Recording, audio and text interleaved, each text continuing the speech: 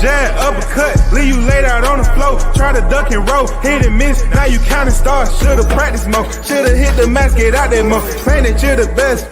You gotta show me, son. Actions over words, baby boy. Is you real or what? Talking way too much, world come. Back sports, talking way too much, world come. Back sports, talking way too much, world come. Back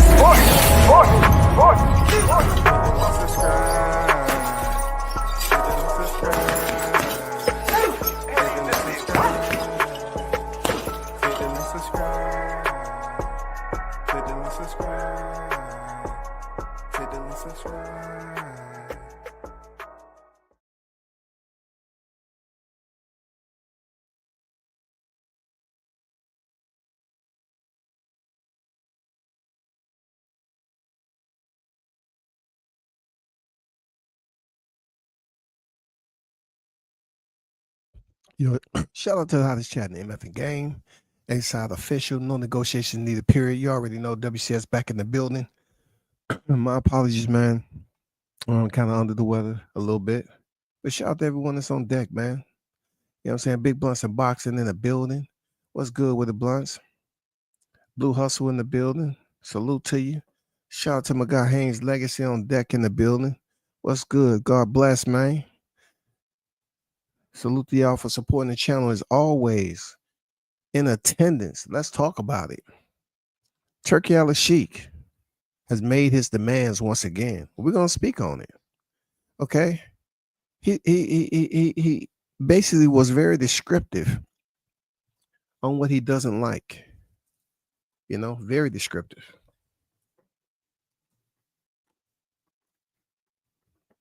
My biggest question as to why he even made the comment. And I will get to that in a little bit, because for him, he had to come into the boxing game understanding that that was going to be stop and goes, trials and tribs. You know what I'm saying? Ups and downs. He had to come into the boxing game understanding how that whole process works.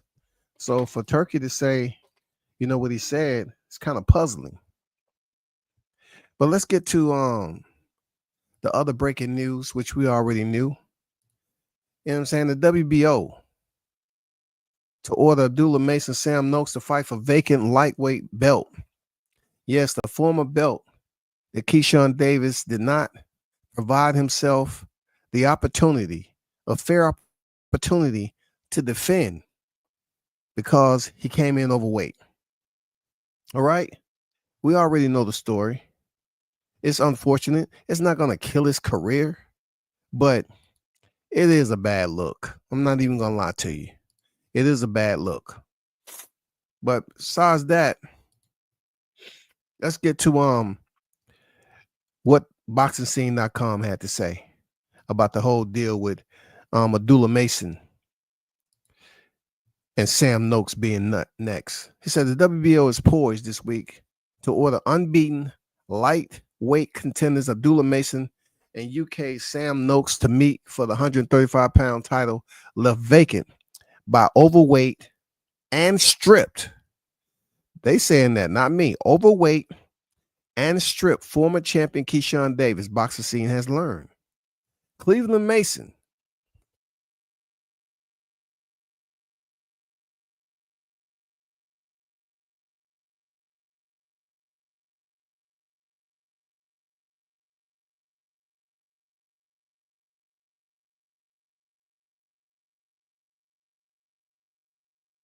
Cleveland's Mason, 19-0, 17 knockouts, affirmed his position as the WBO number 2 ranked contender by stopping veteran contender Jeremiah Nakathila, ranked 11 by the sanctioning body.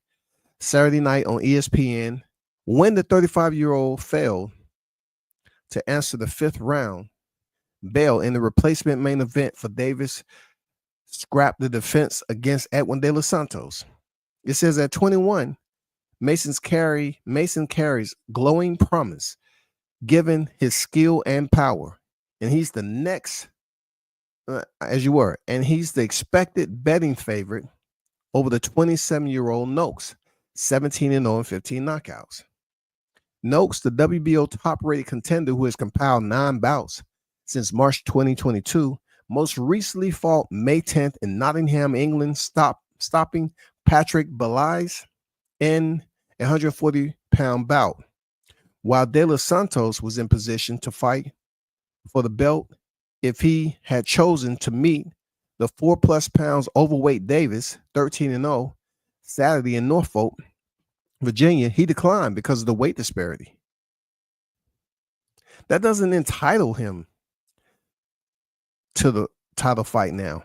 However, because Davis selected De Los Santos as the WBO's 14th ranked contender, and the sanctioning body is opening the title bout to its highest ranked contenders, Mason and Noakes will have 30 days to strike a deal for their title bout. And it's a good look for Mason. Mason has a lot of people that's basically rooting for him. They feel that he has good spirit, and also his discipline as a fighter. He has a clean image right now. He has a very clean image, and people are taking note to that. Plus, he has shown that he has the grit, the toughness, the scowl to go in there, face adversity, get off the canvas, and finish the job. Mason has shown us that. But he should in no way, shape, or form be compared as the default for Keyshawn Davis coming in overweight. We can't big him up and then leave an open scar, because there's certain people still saying that, well, he didn't fight Keyshawn for the belt. Well, Keyshawn didn't fight the scales enough. He didn't fight the fork. There's a lot of things he did that he should have been fighting for. As in Abdullah Mason, when you look at the whole scheme of things, him and his team is looking good, pristine right now. They climbed the ladder. Now I'm gonna be honest with you.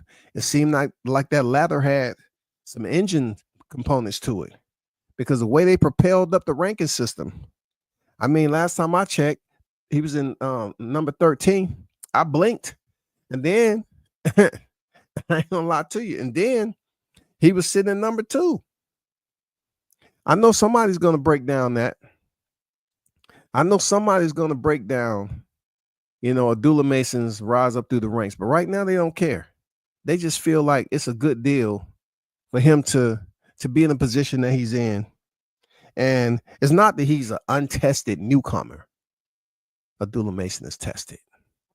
So salute to the Mason brothers, the Mason squad. Shout out to Honor Brown on deck. Shout out to BG Bug on Stop Canelo in the building. NYT in the building. What's good with it? So I just wanted to let y'all, hear that per se. So let's get down to the happy part of this live stream. As you all witnessed, just like myself, there has been the good and the bad when it comes to Turkey Al-Sheikh. If you subscribed to Riyadh season early on, you would know that starting with the Ring Mag, he purchased that. He spruced it up real nice. I ain't gonna lie. He spruced it up real nice, shawty. He made the Ring Mag come back to life. He resuscitated the Ring Mag.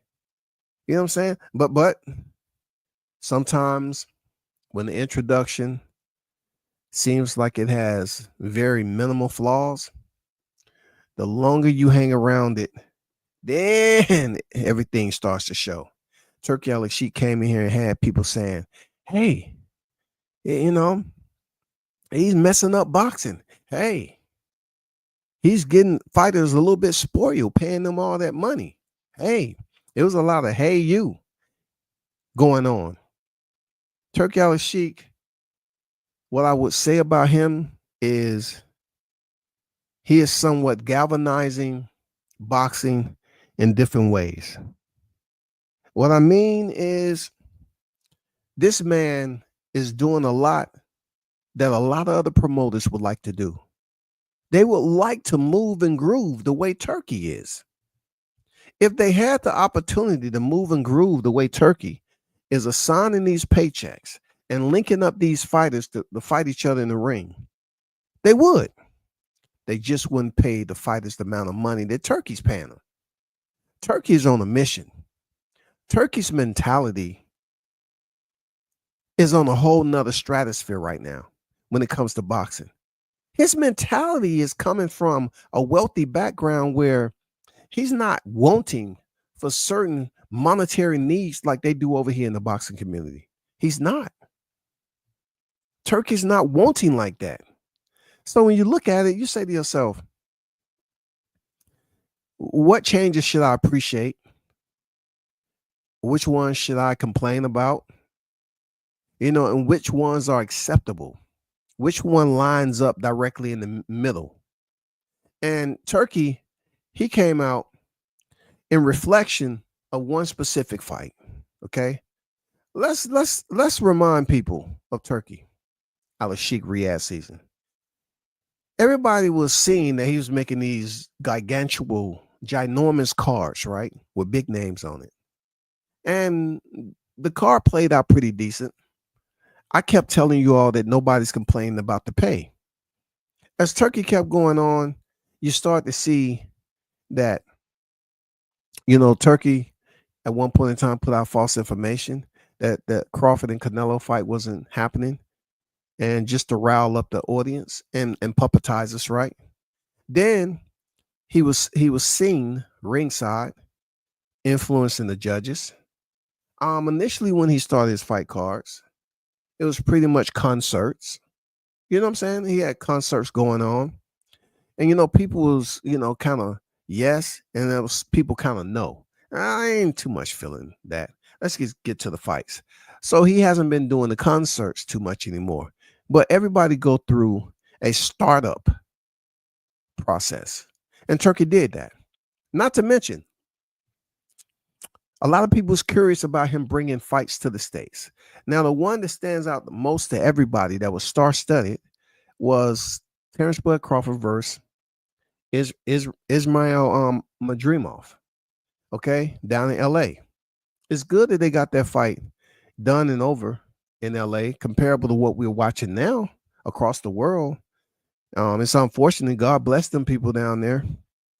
But he brought the first fight over here to the U.S. and people was like, okay, that was a great introduction to the U.S. What's next? Because we knew he was putting on cards over there in Riyadh in Saudi. He comes back. Then we have the Times Square situation. The Times Square fight card was full of question marks. You just couldn't pull up as a public consumer, a boxing fan in general, purchase a ticket and sit down. They squeezed the ring in Times Square, which limit the amount of, fans, period. It was invite only. And as we seen on TV, it was pretty much the boxers and everybody else that was in attendance. And then they was fighting outdoors. So that fight card right there, if it was a little flame burning, it went out quick like a match in the rain. And people start to say, well, what's going on? What's going on here? What's going on there? And then, in the criticism of that, in the aftermath of that criticism, Turki Al-Sheikh was at a point where, certain fighters was talking, starting to talk. Shakur Stevenson made his comment on what he said. Turkey once again said, oh, he would no longer put, and then he reneged on his word, after apology and bending the knee and kissing the ring and kowtowing and all that stuff. Then he showed us that he went up there and got Keyshawn Davis and Abdullah Mason and signed them when he was basically banishing Shakur Stevenson. Now, Turki Al-Sheikh is want to take even a longer step. He's pretty much teamed up with, Dana White and Nick Khan. And it was put out there to the public, made a splash that TKO Boxing Promotion would be promoting Crawford Canelo September 13th. Now, they're trying to still keep it away from Allegiant Stadium when it comes to public announcement, but it's said it's going to be in Vegas. No ifs, ands, or buts about it. Dana White has made it perfectly clear that it's going to be no broadcasting conflict of interest because he removed the UFC Noche card. All right. Another wild part about this is that it seems to be a back and forth touch and go relationship between Dana White and Turki Al-Sheikh. That's not for us to really get involved in. I can care less. Both of those guys are super rich. You know what I'm saying? They'll figure it out. They have to sit down and figure it out. But supposedly they're going to have a 3-fight press tour. A 3-fight press tour. One is going to be in Riyadh. The other one's in New York. And the next one's going to be on the West Coast. 3-fight press tour. I mean, a 3-part press tour for the fight September 13th. But let's talk about the palm to the face, the audacity. Turki Al-Sheikh puts out a tweet, as you see on the screen. And Turki Al-Sheikh is the one that allowed Canelo Alvarez to sign on to a fight. You know what I'm saying? Turki Al-Sheikh permitted Canelo Alvarez to sign a multi-fight deal with him. I mean, come on, a multi-fight deal. So let's play both sides. Let's advocate for both sides. Canelo Alvarez went in there knowing he was going to get a certain paycheck to fight School, a no-name who had a title of his, because he was stripped. They knew the guy was unproven. They knew that. So School got the biggest paycheck of his freaking life. And he went in there and said, you know what? I don't care if I get another opportunity. I'm not really into boxing like that. I am a world champion. Skull did very little to basically compliment Canelo, who did very little. Both fighters didn't do much at all to make that moment special, because the moment was special for Canelo to become 2-time undisputed. But School and Canelo stunk up the place. Hold up now. Hold up. Let's also remember this now. Turki Al-Sheikh, knowing that Canelo was who he was, he pretty much did the same thing with Jermell Charlo. Jermell Charlo was sprinting and running. Why would School be the example? Because Jermell Charlo was running. Every now and then he engaged just as much as Skull did, very minimal on the meter of acceptance. I was saying to myself, what the heck? So when I heard this, from this point on, I don't want to see any more Tom and Jerry type boxing matches where one fighter is running around the ring and the other is chasing him. We can no longer support these kind of fights with Riyadh season and the ring. We want to support fighters who leave it all in the ring and fight with heart and pride. Well, Turki has spoken. And goddamn it, Tom pulled up. He pulled up to Riyadh season headquarters and he say, I'm outside, Turk. I want the smoke, Turk. He said, man, how you going to put smut on my name and I was chilling in retirement, man, enjoying my residuals? How you going to put smut on my name like that? I put all that effort. I was always in shape chasing Jerry. For real. It wasn't a point in time at all that you could say I was running and not putting in work. You know what I'm saying? I mean, you gotta ask yourself, like, why would Turki Al-Sheikh attempt to change something without being extreme? Turki Al-Sheikh is trying to make an adjustment, a revision in the sport of combat that allows a human being to make adjustments defensively, offensively. Now it's been deemed Tom and Jerry. So how are you going to fix that? How are you going to fix what Turki Al-Sheikh is deemed running? when we've seen plenty of fighters run around the ring? Is it the fact that it's not just Canelo and William Skull? He's talking about how Devin Haney fought Jose Ramirez. I mean, what is he basing his comparisons? What evidence is there to justify his analogies? Why would he all of a sudden get mad because William Skull was not used to the bright lights? He really didn't care to have his heart into it, to go in there and put forth effort. And also, Turkey has to understand that you signed Canelo to a multi-fight deal. Yes, I would not sit up here and say, well, it's a possibility that he'll do that to Crawford. No, I don't see that at all. I just put it should be dual culpability if you're going off Canelo Skull.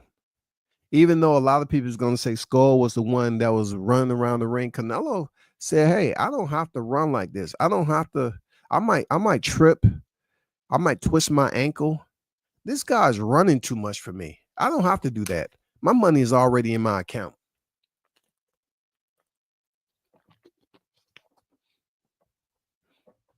Should Turkey take that in consideration? You know what I'm saying? Should he take that in consideration? That, William Skull was just there to defend just for the amount of time, which turned out to be 12 rounds. Defend for freaking 36 minutes, knowing he wasn't going to walk up out of there as the end still.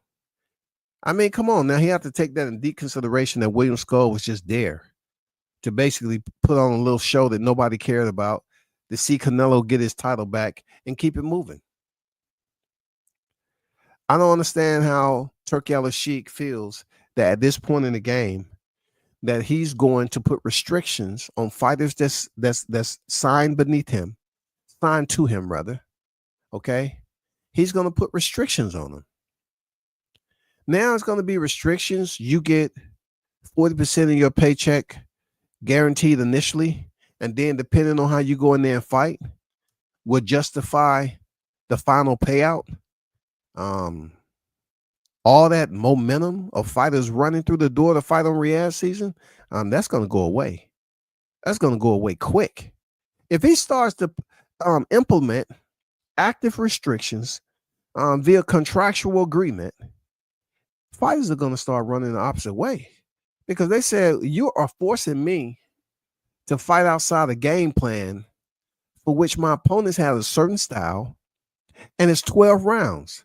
So 12 rounds, I have the opportunity or the decision-making process to make adjustments. Those adjustments might include boxing off the back foot in the first half of the fight. You know what I'm saying? I mean, what's wrong with that? They might want to box off the back foot. But the way Turkey is talking, he's demanding fighters go in there and just go banzai. The good thing about this is that the amount of money that he's putting up, he can make that happen. On Riyadh season, he's not going to make it happen with anybody else. Nobody else is going to sign on to no rule. Look, it's not like wrestling doesn't have caution or you can get flagged for stalling or inactivity. BJJ, same thing. You know what I'm saying? Inactivity. You can get warned, you can get penalized, you can get a point. You know what I'm saying? You can have a point deducted, or your opponent can get a point added. It's been out here for a minute. But my whole thing is, when I look at one championship, they're putting on multifaceted combat sports over there. They have boxing, MMA, BJJ, all that. Nobody's using this Tom and Jerry. Nobody. They're working just fine, right? Every now and then, the mixed martial arts, depending on what promotion you're looking at, they may have a fight where a fighter injures themselves or they're trying to buy time. We're talking about 5 minutes per round, 3 rounds or 5 rounds, where they're taking a little bit of that 5 minutes off and they're a bit inactive with the punch output. It happens. But for Turkey to say, I know I got the power. You know what I'm saying? I put the thumbnail up there and told you all a long time ago, Turki Al-Sheikh got the juice. Turki Al-Sheikh has the juice, man. And y'all have to understand, Turkey has the juice. That moolah. A lot of fighters are desperately trying to be a part of Turki Al-Sheikh's Money Express. So I'm gonna be honest. I don't think it's a lot of fighters taking him serious, to be honest. He may be, basically vocalizing a certain type of what's the word? He may be a bit agitated right now. He's trying to vent a little bit because that was criticism based off Canelo Alvarez and Skull. And also you have to play this into the equation too. Dana White is going to be promoting the first boxing match, a legacy fight, a mega fight on TKO Boxing Promotion. Maybe he's trying to just sanitize, what people have seen, in their last, snapshot of Turkey, Canelo, and Skull. Maybe he's just trying to sanitize it a little bit, clean it up, because he wanted to be perfect. He want this fight September to be epic, so much to the fact that he's putting a public invite out there for fighters to potentially submit a request to be on the card. That tells me they're planning on having a multi-fight card, like big. I don't know. It might be more than 10 fights on there, even though, if that's the case, the card's going to have to start early. You know what I'm saying? But they plan on putting on a multi-fight card if he's allowing open registration for these fighters to submit and see if they are accepted out of the lottery to join the fight card September 13th in Vegas. I think that's pretty cool. I do. I think that's pretty cool. But for Turkey, we'll see how that plays out for him. Moving to the next, I just wanted to let y'all know it was 95 days remaining. Operation No Mas, 3-time. He's going in there, the man, the myth, the legend. Terrence Bud Crawford is going in there to face Saul Canelo Alvarez to earn his third undisputed. Not just any undisputed. Not the Canelo undisputed when he did it twice in the same weight class. We're talking about 3 times undisputed.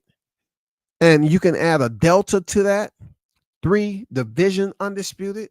Not on that. And plus, it elevates and promotes Crawford to a 5-weight world champion. Whoo, that is a lot in my Ric Flair voice, but I can't do it now. Woo! 5 division, 3-time undisputed. Have Canelo Alvarez in your win column off your box rack. 95, 95, 95 days remaining till Vegas becomes a power grid. For one night of boxing, Vegas become a power grid to host this mega fight, the biggest fight potentially in boxing. Yes, this fight right here is the biggest fight potentially in the entire sport has ever seen. You have two well matched credentials, skill set, notoriety. I mean, it's so much that balance out both of these names that it makes for an incredible mega fight, y'all. You have fans on each side. Yes, they're always going to say Canelo got the bigger fan base. Okay, I'm not going to sit up here and debate that because the fans are the fans. And that's what's going to make it all the more glorified because this fight will break records that people thought that would never, ever be broken. When Crawford goes in there and defeat Canelo, Floyd Mayweather is going to be so hurt that he's going to try to come out here and challenge Crawford, for the titles. For real. He's going to feel that he has to show his face again. And he's going to demand from Turkey to pay him like $300 million. And he's going to go out there and say, I can beat Crawford. He ain't doing nothing I ain't did. People are really going to have to put, certain annotations in their freaking convo, in their freaking this boxing discussions on September 14th. This is big time, y'all. This is big time, real talk. I like how they dressing it up. I like the flyers. I like the advertisements, man. I like it. I like that Dana White is having an opportunity. Some of you all are taking too much time to worry about unnecessary things. You're mad. You're pouting because of Dana White? Shouldn't you be focused on the fight? Shouldn't you be up here basically complimenting the advertisement and the flyers that they got out there? Shouldn't you be complimenting and talking heavy on the fight date that's going to be in Vegas? Shouldn't that be your priority? Yes, that should be your priority right there. That should be your priority. That right there. September 13th. That should be your priority. 95 days remaining. Who's pound for pound number one? Who's the best of this era? It will be solved in one freaking night on a massive, potentially massive fight card. It'll be solved in Vegas, bro. All the talking, all the walking, all the severed friendships, the riots, talking about this, all that's going to come to a halt. All that's going to come to a halt. Man, can you imagine the concession sales, the alcohol that's going to be sold that night? Man, it's going to be mayhem in Vegas. I hope to God those protests doesn't make it up to Vegas. For real. I hope they don't. And God bless them that's down there protesting, man. But I just hope, a fight of this magnitude with this potential, with its forecasted potential, everything goes right. Let me ask somebody in the chat, has they released the undercard for this fight yet?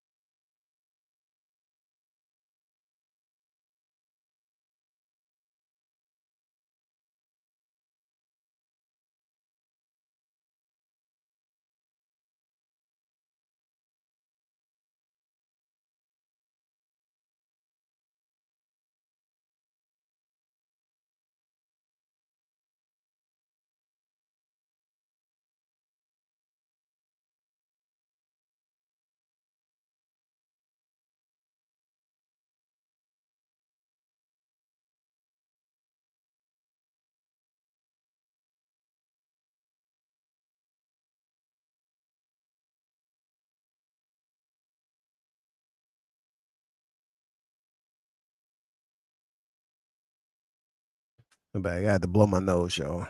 Let me see. Hey, Blue, man. Dun, dun. No undercard yet. All right, appreciate it. Okay, appreciate it. Because I don't see it out here. You know, I mean, to see if the undercard was out there, even on box record, any type of potential, you know, um, rumor mills of, potential certain fighters might be attached to the card, but they have to dress it up very, very well. You know, if you look on BoxRec, it's just showing the main event. You know, they showing the main event. You know, Alvarez Crawford. And what I also like about this is that the legacy part of it, the hype is built up pretty nicely for the legacy aspect of it. Um, I like the silence about Canelo not earning or gaining anything from fighting Crawford. And then I also like how in the next 2 months, how the energy is going to pick up. You know, the vortex is going to start to turn on this particular fight. It's going to be a lot of people talking about who they think is going to win. They're going to try to give you their astute breakdowns. It's going to be over and over again, the same stuff that you heard on other big fights, but I think this is going to be a bit more detailed. But this is what I request from you all who's trying to do this. Please don't come with the same broken down narratives that you want to compare resumes. It's way bigger than resumes at this point. Yes, you can talk about fights that's done happen, you know, that Canelo has moved up weight class. Okay. Crawford hasn't done that in those high weight classes like Canelo, but he has moved up in weight and competed. I think if you're going to have any type of argument between these two, you need to probably look at talking about how do you believe the fight will play out based off fighters' pros and cons, strengths and weaknesses. We can't come up here with the same fragmented narratives as if this is just an average regular fight. This is not something that's just basic. This is the grandeur of all combat sports fights when it comes to boxing. You have no idea. This is absolutely huge, man. Epic. This is epic. And you know, the good thing about it, you really don't need a lot of cosign on this. I think across the board, people know that this is a epic showcase, a championship showcase where Canelo Alvarez, who is the super middleweight undisputed world champion, he's about to step in there with a fighter who they were saying 14 pounds was impossible. I mean, 14, if you ever look in this numeric structure, I don't think in this numeric lifetime, that 14 thought that it would ever have this much exposure. But people's like, no way, it's 14 pounds. It's just too much. They wasn't even considering that 12 months in between is a lower value than 14. And Crawford, within those 12 months, will be able to easily, properly pack on 14 pounds. And they kept on re-emphasizing, how's he going to pack on 14 pounds of muscle? Who said it has to be muscle? You pack on 14 pounds, however however you carry it, however you wear it, however you feel. That's when the signs have to come into play. That's when you have to pay certain people that you trust, that you know that can get the job done. Like, say for instance, we remember when Crawford did a pre-camp before Errol Spence. So you have to ask yourself, damn, he took that serious. I mean, they was pretty much saying somewhat similar predictions. Oh, Errol's just too big for him. He has too much power. Crawford's chinny. Just go back and dig up. Get a nice clean shovel. Dug up the archives way back when. Okay? And you will see it. When he fought Gamboa, they was telling you everything. Real talk. They was telling you everything. The same rundown freaking arguments. They was producing evidence to their arguments, and they were saying Errol couldn't do it. But what I'm trying to say is Terrence Crawford did a pre-camp before before Errol Spence. Crawford did a pre-camp. Could you only imagine, based off what we've been seeing and then what we have in store for us, September, he had a whole entire year. No excuses. No excuses. This man had a year to settle in to the 168-pound suit that he's going to be wearing come fight night. He had ample amount of time to build. Yes, this man had ample amount of time to get it right. That's what I like. Canelo had to take the fight in between because he had to get the other belt. Turkey wanted it. Turkey wanted this to be perfect.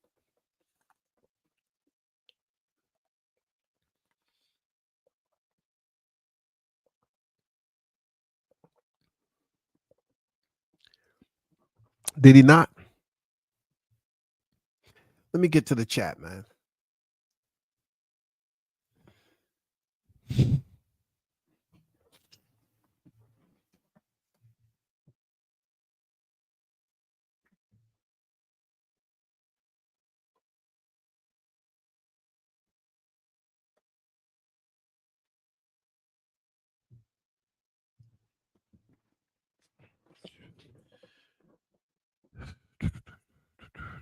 Once again, shout out to the hottest chat in the MFing game, man.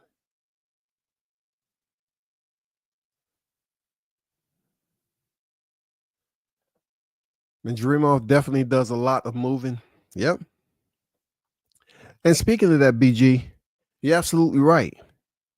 You're absolutely right. He did do a lot of moving, but Turkey did not complain about it. I guess because he wasn't actually moving in a circle or laterally. I guess he was moving in a way that really fit in nicely to the style matchup. I guess Turkey was complaining about that because a lot of people there deemed him as the champion, and they wanted to see him beat Crawford. You know what I'm saying? They wanted to see him beat Crawford. Point blank, period. But good point, man. Good point.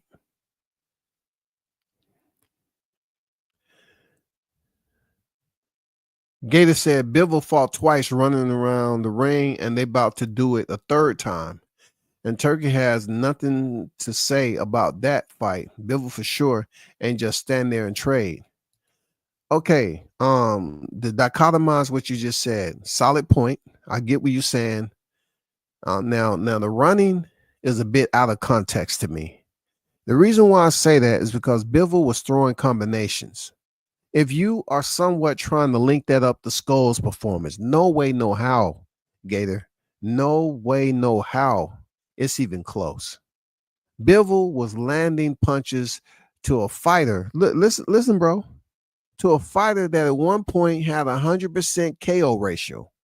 So for Turkey to put out here and talk about Tom and Jerry, that isn't one of the fights that he will use. It's no way, dog. I mean, Bivol was throwing combinations off the back foot. Now we're going to take away boxing off the back foot and just stand there knowing that your style isn't brawling? Is Turkey not realizing that fighters have not signed a contract with him for a lifetime of healthcare once they go in there and try to fight his style? Is Turkey allowing them to check the box in the only, you know what I'm saying, the first ever fight card that all the boxers on the fight card will have health care for the rest of their lives from this day forward due to the new no Tom and Jerry running rule? Is he going to allow them to ink a new promotional deal for free health care? Okay, if you're going to give them free health care for the rest of their lives under the no running, no Tom and Jerry running rule, then cool. But big dog, Bivol did not run from Beterbiev, but Beterbiev he's a straightforward machine. So you telling me it would behoove Bivol, who was going in there the first time, to fight Beterbiev's freaking style, lose via knockout, so fight fans can come in here and complain and say, "Oh man, he fought the wrong fight." How stupid of him! I thought Bivol did just fine. I thought he won the first fight. Then he clearly won the second fight. But I get your point. Haynes say boxing isn't bare knuckle boxing or MMA. I don't understand the point in this statement. Now his boxers are limited in what they train and implement, which can take some of the art out of boxing. You know, it's a solid point, but with Turkey, will he read it and consider it to be solid? Because this is the kicker there, Haynes, for me. How can all of a sudden Turkey Al-Sheikh claims that he don't want no Tom and Jerry, but yet you would rather fighters go the distance and just clinch and hold on each other for 10 to 12 rounds, just clinch and hold and box on the inside and play around. Come on, bro. You want fighters to fight on the inside like James Toney used to do? You want fighters to have a shortened career? All because you want to turn it into some, what they used to say back in the day, cockfighting? Because cocks, they stay close distance when they scratching each other's eyeballs out. But you just have to take that in consideration, bro. You know,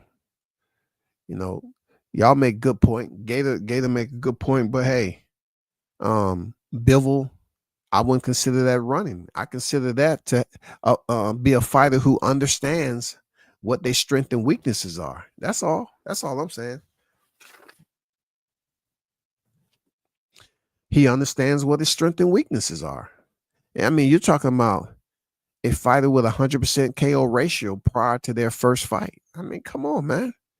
You're gonna get in there and just let it all hang out because you want to prove to somebody who don't care about you tomorrow? Why y'all saying fact? Are y'all saying facts to one half a Gator? I mean, Bivol didn't run. If y'all saying Bivol run, y'all no. I mean, come on now. Part of that is untrue, man. Had nothing to say about Madrimov running around the fight with Virgil. Absolutely. Now that is factual. Total agreements. He didn't say nothing about that. Nothing. I guess with Skull, it's just his lack of effort in the press conference, didn't do anything to build it up. It was bad for him all week. So that's why, it was just not good for him all week. So I guess he rubbed off on Turkey the wrong way and then went in there and he was clearly just had a smile on his face. Turkey wanted to see some grit. He wanted to see Skull take the fight serious, man.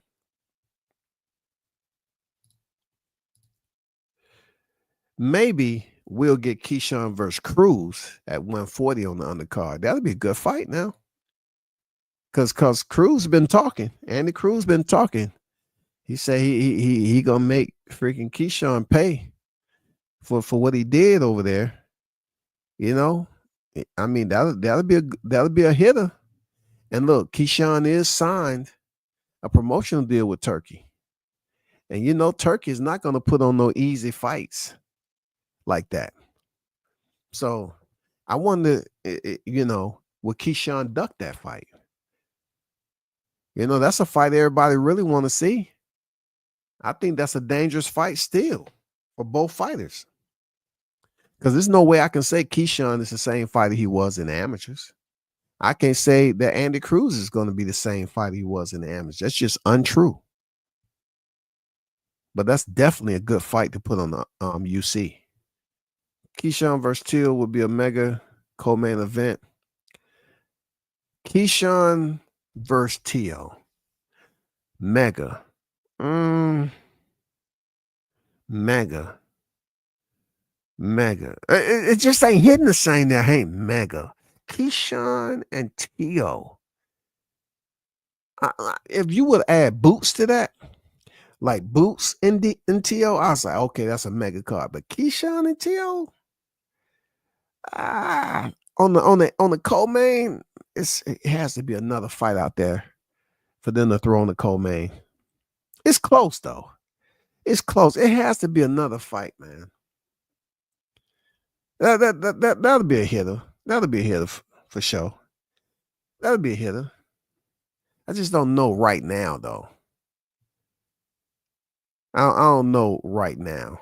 Mega co-main event, T.O.